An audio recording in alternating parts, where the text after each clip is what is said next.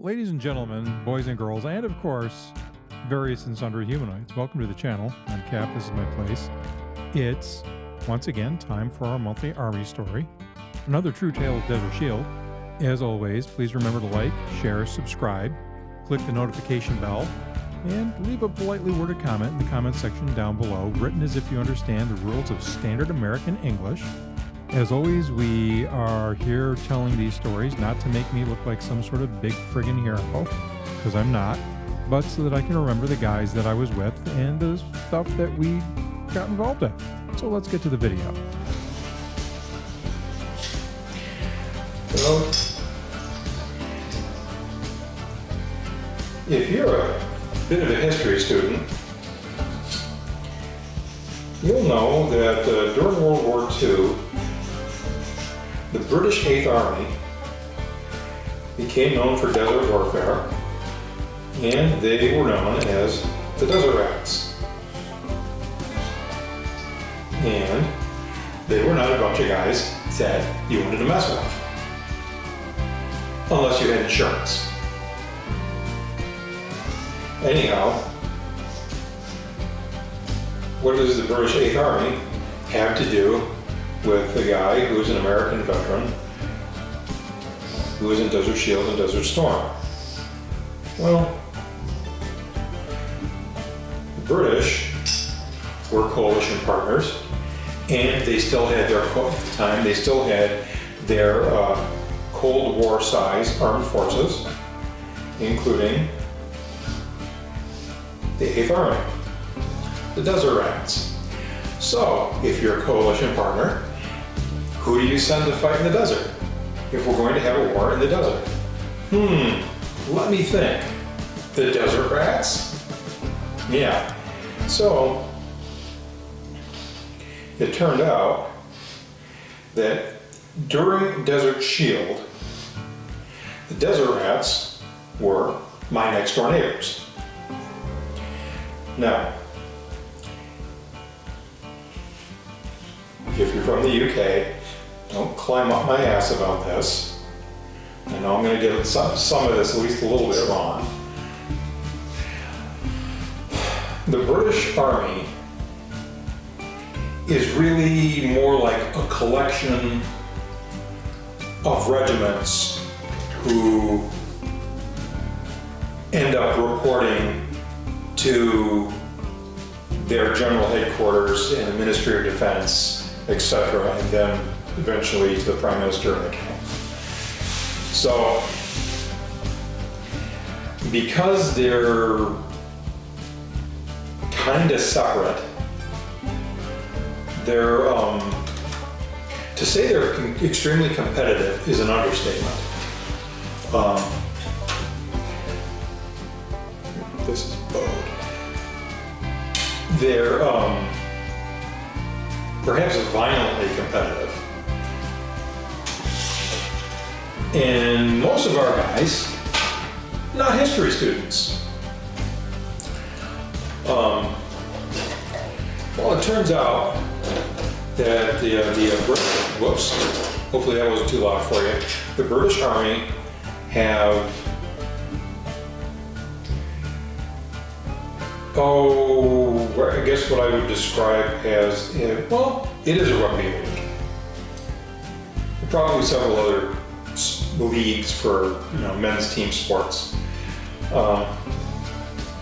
And because of that, I think I want to paint these before I clip them off the sprue. Because of that,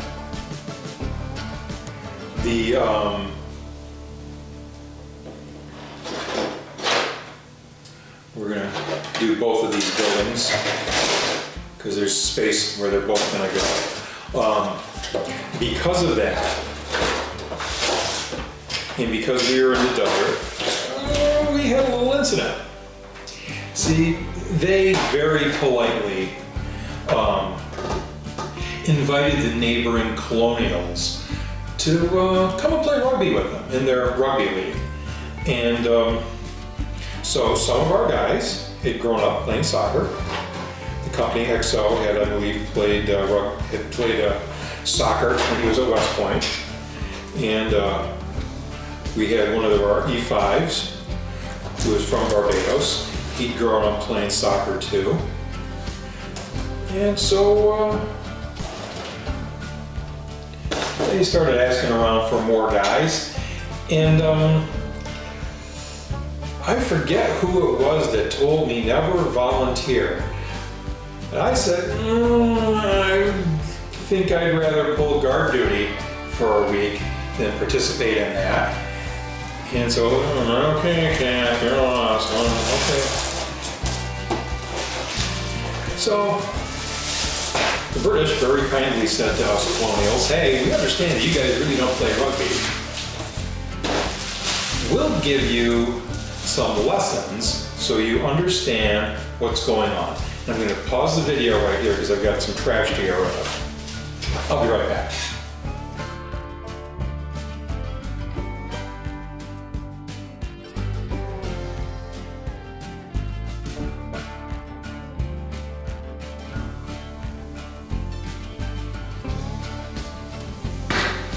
Okay, let's start that all over again. Where was I? So our guys headed on over to wherever the British had their compound, and had their lessons on how to play rugby. And, oh, this is going to be fun. You should have volunteered. Okay, sure. Glad you believe that. Well, the big day arrives, and you remember how I said 3 minutes ago maybe that the regiments in the British Army are really their own establishments and they're extremely competitive? Well, the British were nice to us. Nobody came back with broken bones. But every one of those guys, officers included, came back to the company area, and instead of just going back to their platoon and squad areas, they all of them, the truck went right to the medic's tent. The medics wrote them emergency 6 slips. Didn't treat them, they sent them right over to support battalion, where Bravo support was the brigade hospital, for all of them to get injuries to make sure, for all of them to get injuries, yeah, for all of them to get x-rays to make sure that it was really only sprains and strains and no broken bones. Because, yeah, the British are highly competitive. And remember when I said they were guys you didn't want to mess with? You know, luckily that attitude, they were nice, like I said, they were nice to us, but yeah, evidently the game was more than a little bit rough.